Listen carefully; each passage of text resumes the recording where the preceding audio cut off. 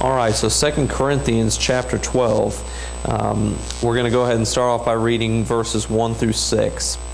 It is not expedient for me, doubtless, to glory. I will come to visions and revelations of the Lord. I knew a man in Christ above 14 years ago. Whether in the body, I cannot tell, or whether out of the body, I cannot tell, God knoweth. Such an one caught up to the third heaven, and I knew such a man, whether in the body or out of the body, I cannot tell, God knoweth, how that he was caught up into paradise, and he heard unspeakable words, which it is not lawful for a man to utter. Of such a one will I glory, yet of myself I will not glory, but in mine infirmities. For though I would desire to glory, I shall not be a fool. For I will say the truth, but now I forbear, lest any man should think of me above that which he seeth me to be, or that he heareth of me. This morning, we're going to be talking about a subject about why bad things happen to God's people. And he's going to be specifically dealing with Paul's personal life. And Paul's picking up after chapter 11. You remember in chapter 11, he was chapter 10 and chapter 11, he was addressing people who had attacked him within the ministry of the church at Corinth. Now, to him, Corinth was like a child. He honestly treated them as such.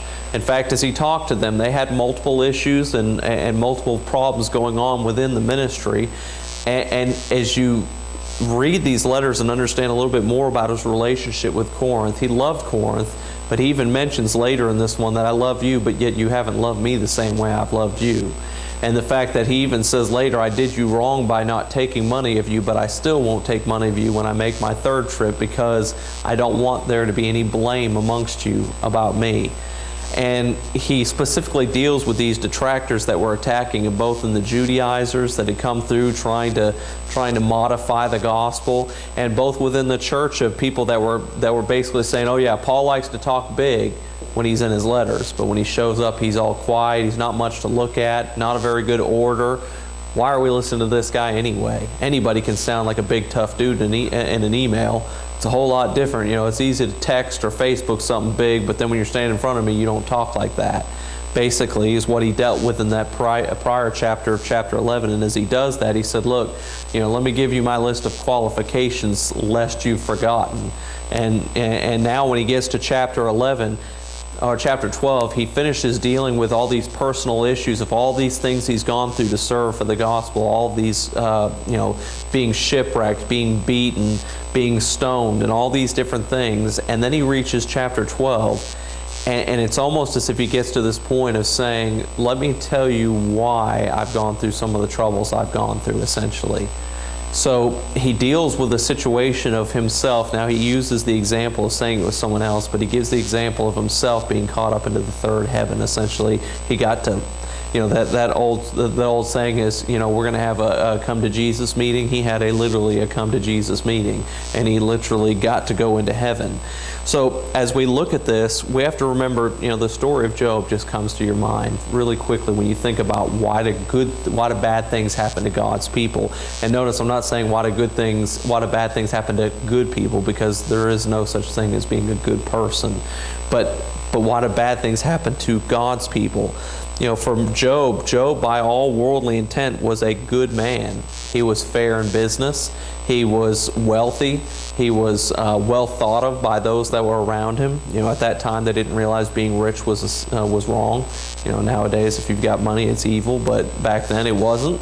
And they looked at Job, and he was an honest man of good report. And they said that he feared God and he eschewed evil. He had 10 children that he loved and cared for, that they loved and cared for him as well. He had a good testimony. He was a caring father. But you look at Job's life and you would sit there and say, the events that took place after that, why in the world would God allow things like that to happen? As Job was, Job didn't know the end of the book of Job. He didn't know that he was going to have another 10 children, that his business was going to be doubled over, and the fact that it was all done so that God could prove to Satan that he had someone who truly worshiped him regardless of the circumstances. He didn't know that. So Job would be asking, why do these things take place? Job lost everything, and at his lowest moment, even his own wife had counseled him to just curse God and kill yourself. She said, curse God and die. In other words, Job, call out God's name, curse him, and then commit suicide. You're thinking, man, what point in a man's life would you get to a place like that? But the truth is, at some point, every person will face head-on the mystery that caused Job to lose it all. There'll be a point, if there hasn't already been in your life, where you begin to question God, where you begin to question life, where you even begin to question the purpose in continuing that life. I'm not asking for raising hands, but if you've lived long enough, you've been there at one point where you sat there even questioned the importance of continuation, of just saying, why don't we just stop right here? This is enough. And for Job, he understood that feeling, I promise you. And then those are those times where you ask, is God really the God of justice? Is God really fair? If so, why does God allow things to happen to, as we say, good people? Why does He allow the things that take place in this world? If this person's a Christian, why did He allow that to happen or this to happen to them? Why does God allow bad things to happen to the people that say that they love Him?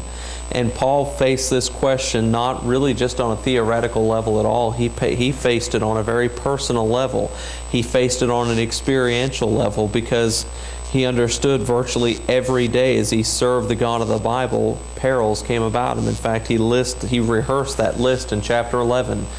Perils by my own countrymen. He said, I was in perils by the heathen. I was shipwrecked 3 times. I was stoned. I was left for dead. I was beaten with rods. I was whipped. He said, I went through all these things. I went through times of cold and nakedness. He said, I went through times of not having enough food to eat.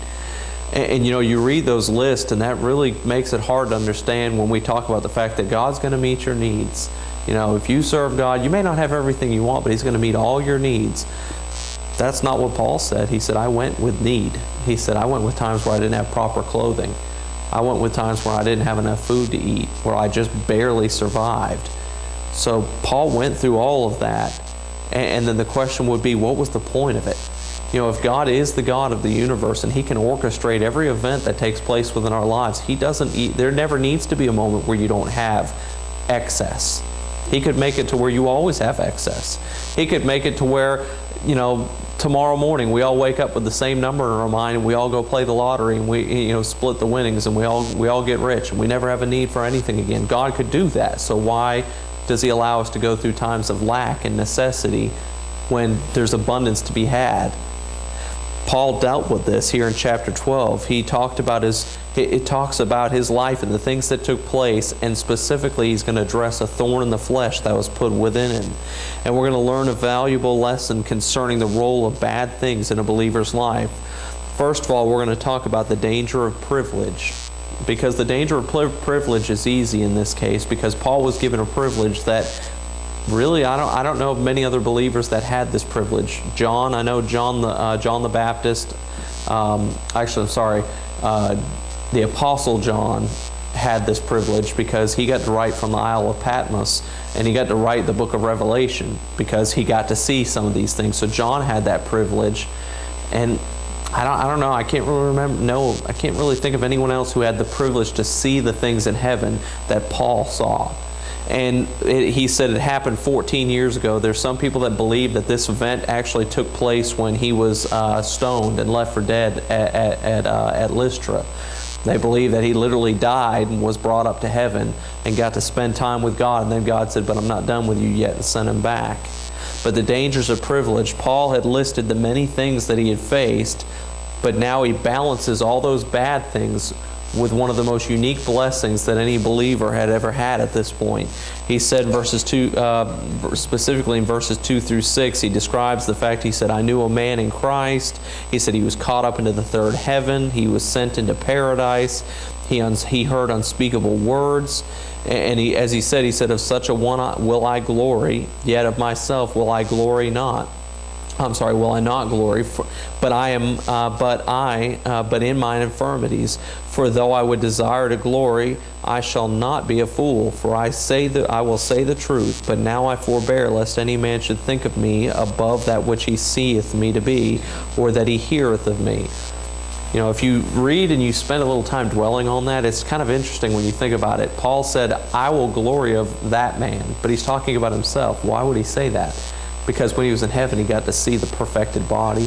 He got to see what it was like to be to live without sin, to live in perfection. He said, man, I'll glory in that guy that I'm going to be, but not which thou seest.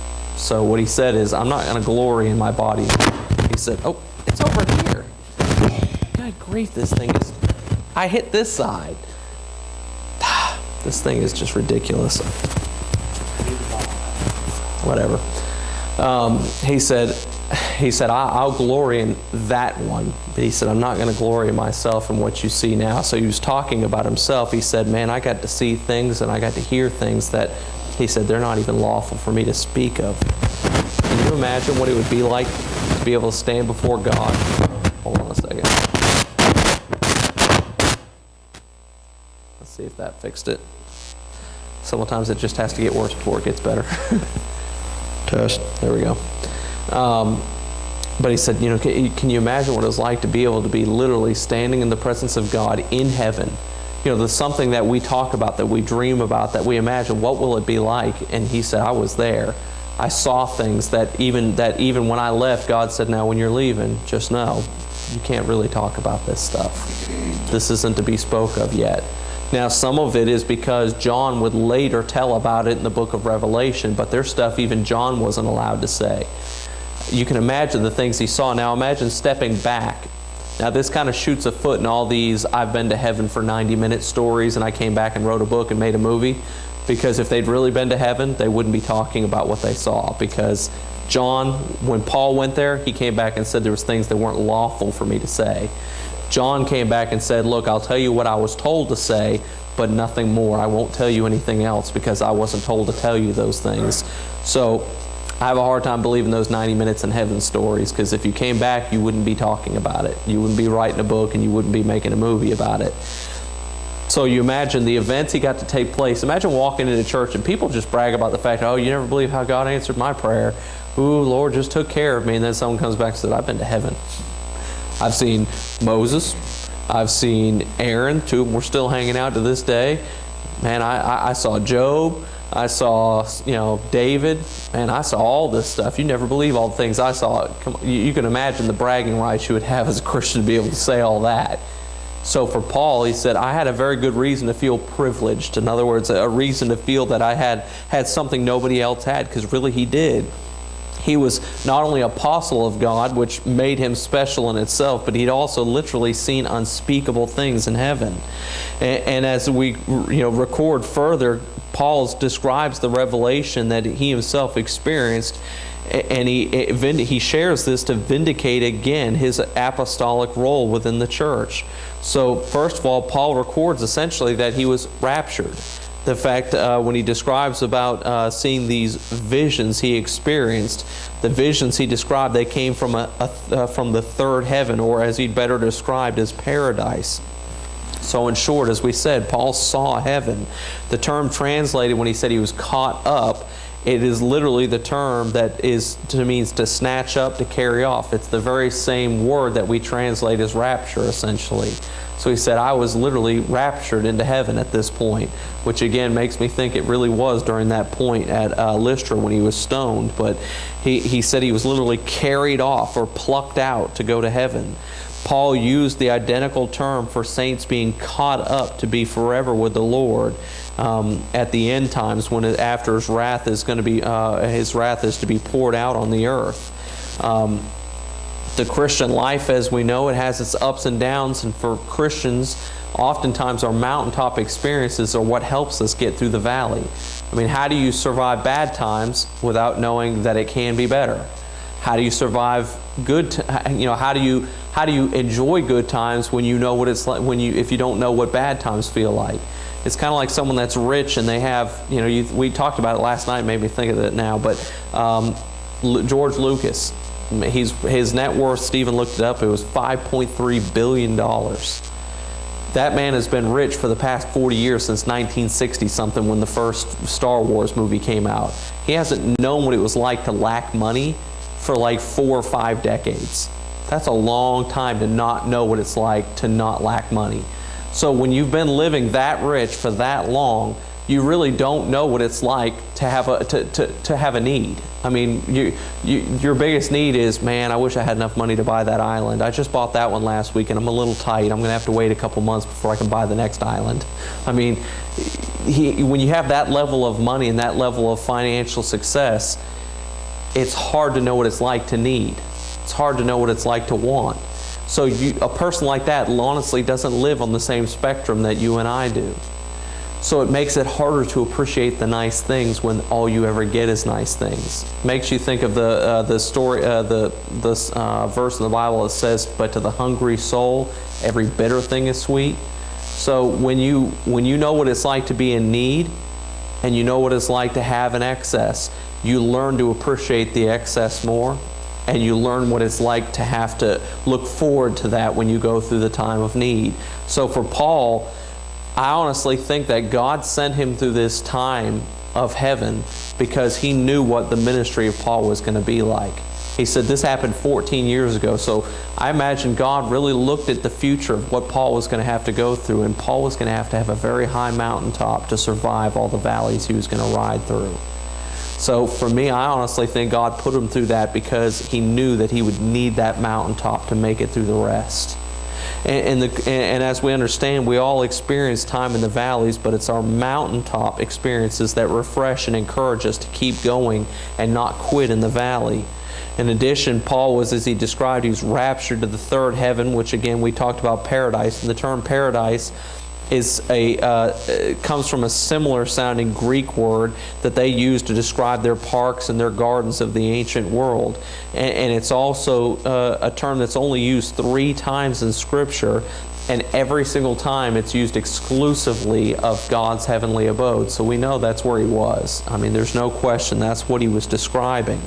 So for Paul, he was the dangers of privilege were, first of all, he was raptured to a place that no one had ever been before. Secondly, Paul notes what was revealed to him. He said that he received revelation. But again, he was careful to distinguish the things that God revealed to him were unspeakable. So whatever the content, whatever it was that he saw, we don't know. But it was of such great encouragement to Paul. The fact was, it kept him going through years and years of abuse, of loss, of destruction. You know, he could sit there and say, "You may laugh at the way I look now, but I've seen the way I'm going to look in heaven. I'm all right. Make fun of this. It's temporary anyway. You may make fun of the way I speak, make fun of the fact that I walk with a limp. It's okay. I won't have a limp in heaven. I've been there before. I know what it's like." You know, Paul was beaten many, many times mercilessly. I'm sure he bore the marks of his abuse. He said, "That's no matter. I'm okay with that." He said, "I've seen what it looks like when I get up there. I'm good. I can wait." You know, if you could imagine a child at the age of 10 years old saying that, "Look, your parents, they both died when you were young, but they left you an inheritance. When you turn 18 years old, you're going to be a millionaire. The money's just sitting there. It's just waiting on you. You just don't have access to it yet. But when you turn 18, you're on easy street." You know, it would make it a whole lot easier to get through the next 8 years, knowing that in 8 years, I have nothing to worry about. No problems, no financial issues. As soon as I'm done, this house I'm living in becomes mine. The cars that are in the garage become mine.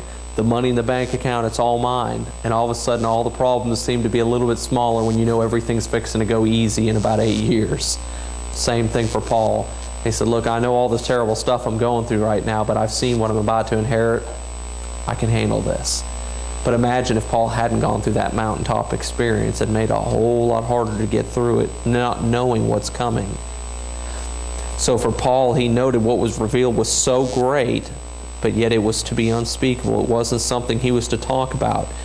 But the important lesson we get from that, though, is the fact that God is not stingy with his blessings, and he's not stingy with his encouragement.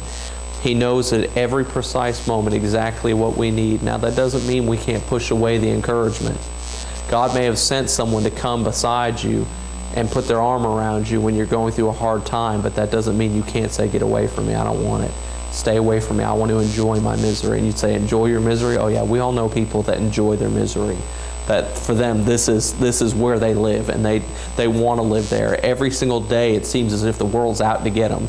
You know, I know a person that, a very nice lady, you know, she really is. She was always sweet to me, but I'm on her Facebook page, and it's like every single day, it's the world was out to get her. I mean, you read about this little stuff that happened to her in her house or a car, this and that, and think, man, that's just life. Like, the world's not out to get you. Fans break. Things fall through your roof. Cars break down. That's just life. It's not life out to get you. It's just the way things are. But if you read from her, you'd think that the whole world was out to get her. You know, for Paul, as he talked about this, he understood the fact that the things that took place were to be a great encouragement. He didn't push away the encouragement from God. He drew it into himself because he knew exactly that every encouragement was to help him get through to the next moment. You know, Paul was really given these unique visions because of the great ministry he would face. Now, you and I weren't given that, but the truth is we weren't given the kind of ministry Paul was either. In fact, Paul, when he stood before God in the wilderness, when he was trained in the backside of the desert, he said that the Lord said, I told him how many great things he would suffer for my name's sake. He laid them out. Now, I'm glad he didn't do that for me. I wouldn't really want to know. I'd hate to know when I got saved, say, okay, you're saved, great, fantastic. Let's go have a meeting. What are we going to talk about? The future. We're going to talk about the future? Yeah, you got some bad stuff coming your way. Let me show it to you. I don't think any of us would really want that meeting. We'd rather not know about it. But for Paul, he told him. So I really do, again, like I said, I think this vision was because he knew what was to come. So for Paul, what happened? Paul had the danger of having a privilege that no one else had. But then we see that the story changes here in verse 7. When he says that he gives them the disciplines of a problem. He teaches them the importance of having a problem. As we can see, Paul's plights were offset by his high privileges and this vision of revelations because he was caught up into the third heaven. And obviously anyone who would receive this kind of blessing would be having a vulnerable time and have a hard time not having a large ego about themselves or being overly prideful about themselves. And for Paul, he was no exception. He said in verse 7, "And lest I should be exalted above measure, through the abundance of the revelations, there was given me a thorn in the flesh, the messenger of Satan to buffet me, lest I should be exalted above measure." So he said, just so that I wouldn't think too much of myself, because he said I was guilty of it. Obviously, he knew he was guilty of that attitude. He said, but to keep me from having it, he said he gave me a thorn. He said he put something within my body that kept me humble, essentially. And you know, these exciting spiritual experiences that took place in his life would obviously have a way of self-inflating our own egos and our own attitudes about ourselves. And you know, having that kind of a blessing would make you an arrogant person to a certain degree. And many times, you know, you see this thing working out in the lives of believers, where the fact that it seems like God's using them in ministry, their church is growing, and then all of a sudden nobody else is their equal anymore. You know, they're that pastor of the growingest church in town, and all of a sudden they don't have time to hang out with the other pastors in town. You know, they're too important. They're too busy. They're scheduled. Oh no, I don't have enough time for that. They get this attitude of arrogancy of the fact that they've got something special that little church doesn't have. So they all of a sudden aren't willing to have anything to do with them anymore. They gain spiritual pride, and many of them really end up in ministry that ends up entirely ruined. And you know, this is again why the Bible does encourage that there not to be a novice in leadership of a church. But you know, God understands there needs to be balance in our lives. And here's the simple truth that He shows: balance. But God balances our lives through spiritual discipline. And that's when He said, as Paul said, "Lest I should be exalted above measure." So as Paul explains, that discipline offers us two fundamentally important things in our lives. First of all, Paul reveals the severity of spiritual discipline. He speaks of it as a thorn in the flesh. And understand, when he describes it, he said this wasn't a briar. This wasn't just a little nagging thing that was just annoying. This was a thorn. He uses the very same description of the thorns that were placed on the head of Christ. They weren't simple little briars that grab you and just do a little cut and you go, man, that's annoying. They're briars. They're the kind that can literally pierce you like little daggers. He said, so this was a painful thing. And Paul, as he describes this, he said, this wasn't just even a thorn to him. You could almost describe it as a stake in him. He said it was a massive deterrent to his comfort. The thorn, it weakened him. It disturbed him. It caused him to lose focus. The thorn was so strong that he prayed 3 times for God to remove it. And we don't know what it was because Paul didn't identify it. And I think there was a very good reason, because he wanted you to understand that there can be a thorn. Don't just say it could be this, because it could be something else in your life. He wanted it to be, I guess, in a way personable, in the fact that you could relate it to yourself as much as to him. But we know that this thorn was not given to Paul because he was sinning against God, but instead it was given to him to keep him from sinning against God. The fact is that a lot of times difficulties we're placed in are not because we've done something wrong, but it's to keep us going the right way. You think of a horse. A horse has a bridle in its mouth with a bit, and I've been told they're not super comfortable. I've never had a bridle on me or a bit on me, but I can't imagine it would feel good having a piece of metal shoved into the back of my throat, and essentially somebody could sit there with tools and yank on it and pull me in different directions. I can't imagine that would feel too good. But now imagine a horse at full gallop, not paying any attention at all to where they're going, and they're all of a sudden about to go galloping into a section where there was gopher holes. If the person riding it knows there's gopher holes, they're going to pull back the reins, slow them down, and change the directions. Why? Because that horse can put his foot in a gopher hole, break his leg, and you got to put the horse down. So he understands that by using a tool of discomfort, it's keeping the horse in safety. It's protecting that horse. But if the horse doesn't know any better, and if it didn't have that bit in its mouth, it would go galloping full storm into that field and possibly lose its life as a result. So just like that with Paul, he understood that thorn, although it wasn't comfortable, it was meant to keep him on track, on the right path. So he revealed, first of all, that his discipline in his life, it was severe because it affected him greatly. Secondly, Paul reveals the source of that spiritual discipline. And this is one of the places that it's hardest to face when you understand where it really comes from.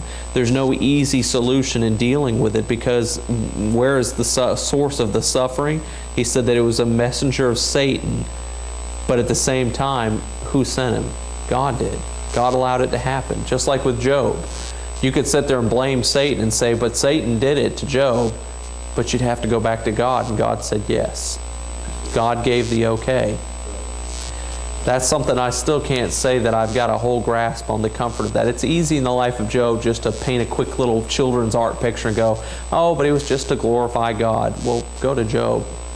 Who remembered Bill and Susan and Tommy and Sharon and Phoebe and all these kids that were his? These were kids he loved.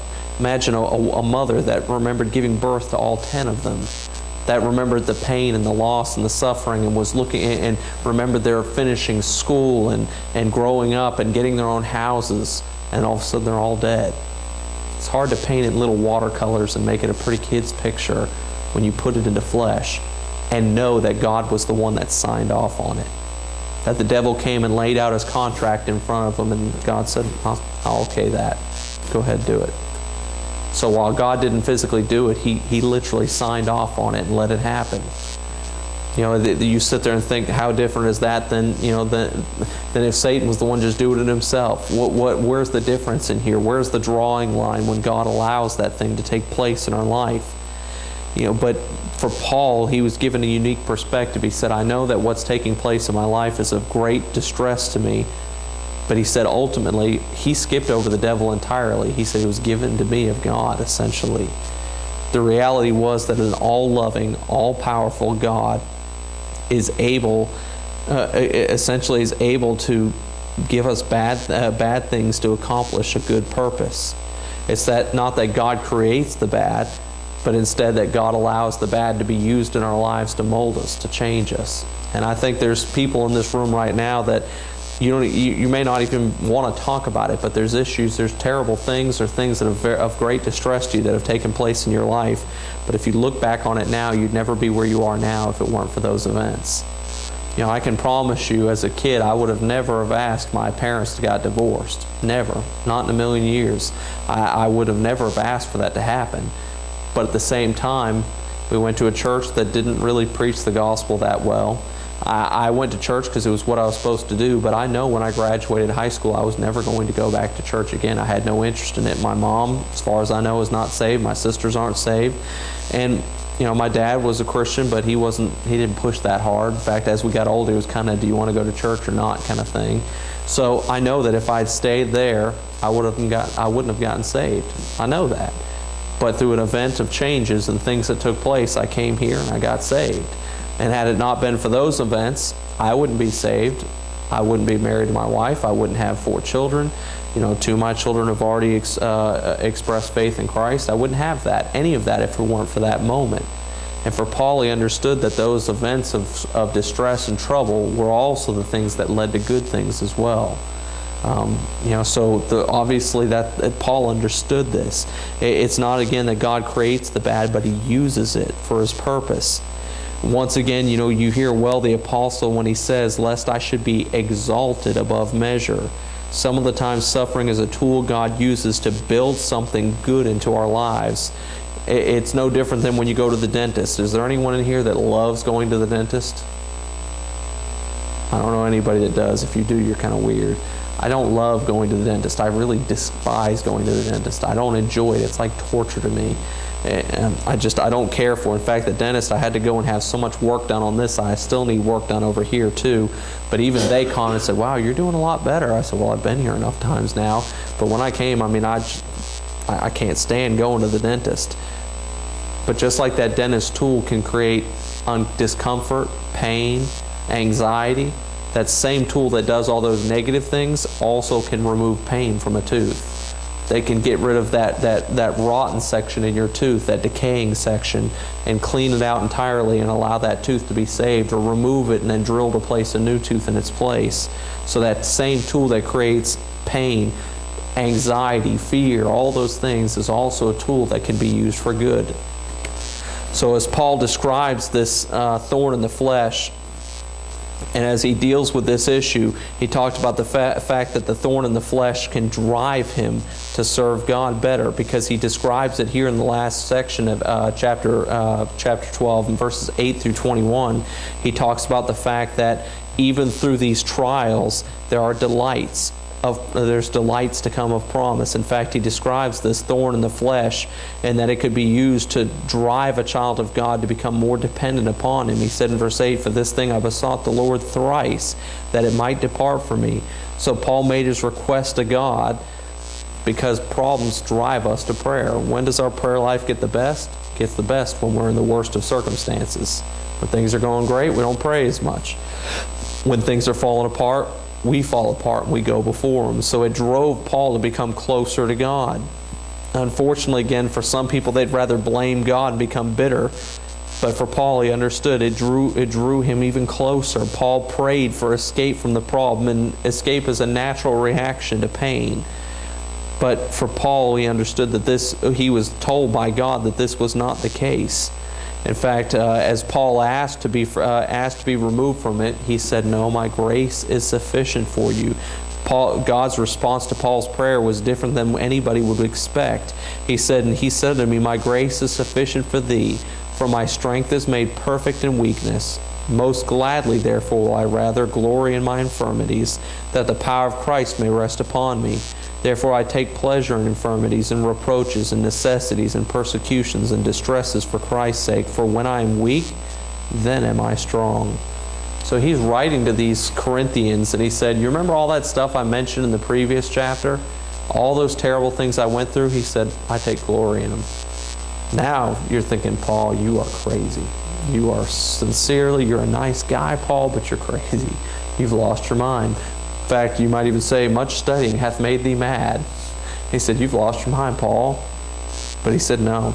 He said, because I've seen what I've seen, and I know the glory to come, God showed me that if this thorn in my flesh stays, it'll draw me closer to him and make me stronger than if I was without it. He said, therefore, bring it on, God. He said, I'll take glory in what's taking place in my life. That's a hard thing to do. That's an easy thing to preach, easy thing to teach. A whole lot harder to live it, isn't it? For Paul, he lived it. He went through every bit of it, and he said, I'll glory in it because it drew me closer to God. There's not a whole lot of times you hear someone stand up during prayer request time and say, just pray for me. My arthritis is acting up, making me closer to God. But just pray I stay closer to Him. I'm starting to feel myself dragging away from God. Just, Lord, pray that my arthritis gets worse. You don't hear that. You don't hear someone coming up and praising God for their arthritis or praising God for this health problem or that health problem. But Paul stood up and said, you can imagine Paul during a prayer service saying, yep, thank the Lord, my thorn really got me this week, but it drew me closer. I was on my hands and knees 4 hours a day this week. It drew me closer. And for Paul, that's what he would have said. His response was totally opposite of what we would think. So in fact, God did answer his prayer. It just wasn't the answer that he had requested. He had asked basically for that thorn to be removed, but instead he ends up requesting it to stay. Our purpose in prayer is usually to get what we want, and it's not usually to get what God wants. When Jesus instructed us to pray for God's will to be done on earth as it is in heaven, usually our prayers are, Lord, pray that my will would take place on earth as it is in heaven. So Paul learned from this answer the fact that, again, it was about God's will and not his. It wasn't about getting relief from pain, but it was about serving God better. And finally, we see Paul embraces his responsibility as an apostle in verses 11 through 21. He said that he'd become a fool in glorying in himself. The thorn was given that he wouldn't glory in himself anymore. He said in verse 11, he talked about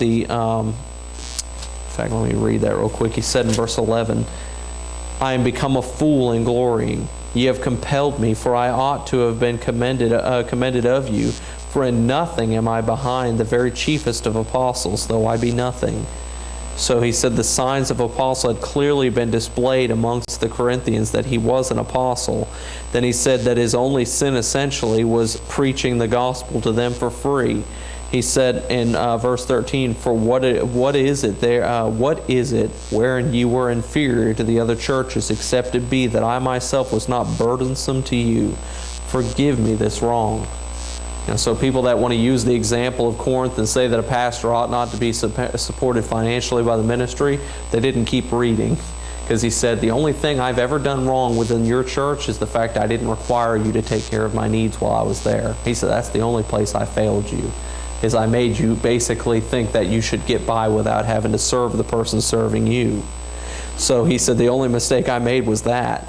In fulfilling his apostolic role, he said that he was even going to come to them a third time, but again he would refuse any of their support because he desired only to offer himself to them.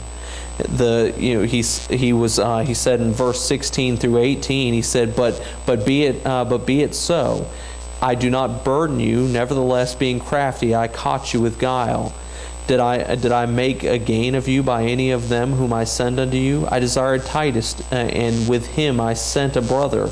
Did Titus make a gain of you? Walked we not in the same spirit? Walked we not in the same steps? So his desire, he said, even though he was going to come again and not desire any money of them, he didn't want basically these warring parties to have anything that they could claim to lay a claim against Paul. He didn't want to be known as doing the ministry for the money, essentially. He endured at their hands. However, he still held some apprehension about his trip back there. He said again in verse 20,